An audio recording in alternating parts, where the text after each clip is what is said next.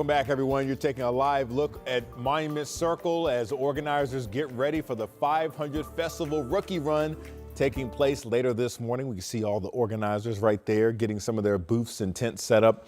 And that will be a free event. So we'll have much more on that. Our Anna Chalker, she is live there right now. You'll have much more coming from her later on in 13 Sunrise. But welcome and thanks for starting your weekend with us. It's 9 o'clock on your Saturday morning. I'm Matthew Foltz alongside Lindsay Monroe. It is off to a great weekend weather-wise, Lindsay. You can't ask for a better start to the day. You know, it was a little chilly yesterday. We had the sunshine, which was nice, but a high of just 68 still, even for this point in the season, a little below average. Yeah. We're going to be back above normal today, and by that, I mean we are headed to 80. Both today and tomorrow will be pretty similar.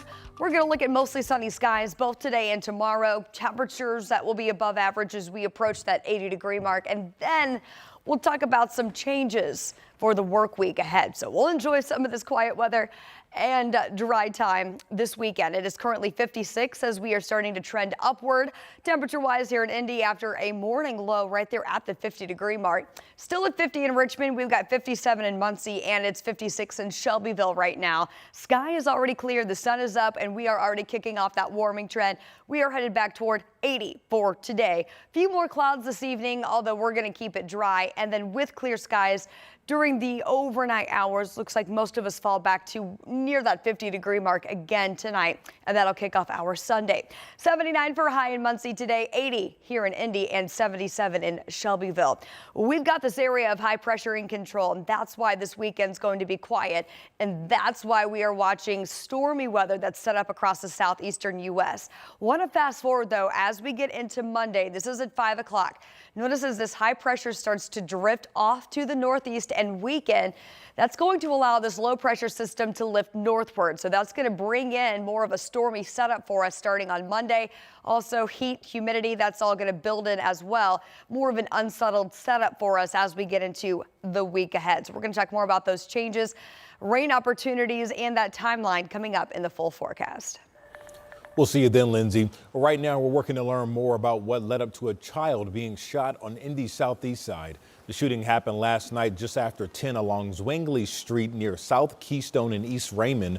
Metro Police say once on scene, officers found a house party happening, and at some point they believe someone got hold of a gun and it went off accidentally.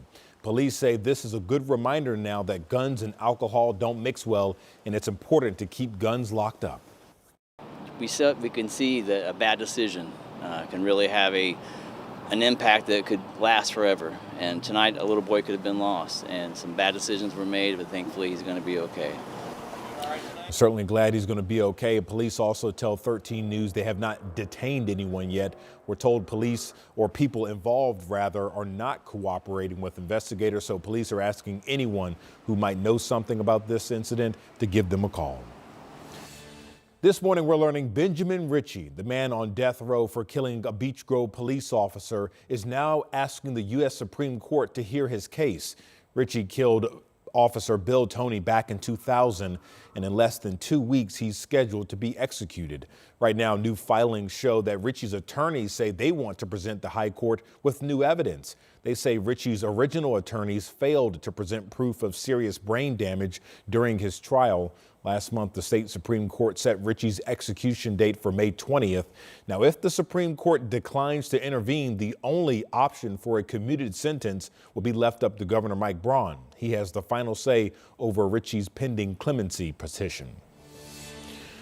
This morning, a former Brownsburg daycare employee is facing dozens of charges in connection to child abuse. Gabriel Garner is pleading not guilty, after investigators discovered 135 photos on his phone of Garner allegedly abusing the children. Now police say they know of at least 6 alleged victims. Garner used to work at Main Street for Kids Daycare, which is now being forced to shut down by the state.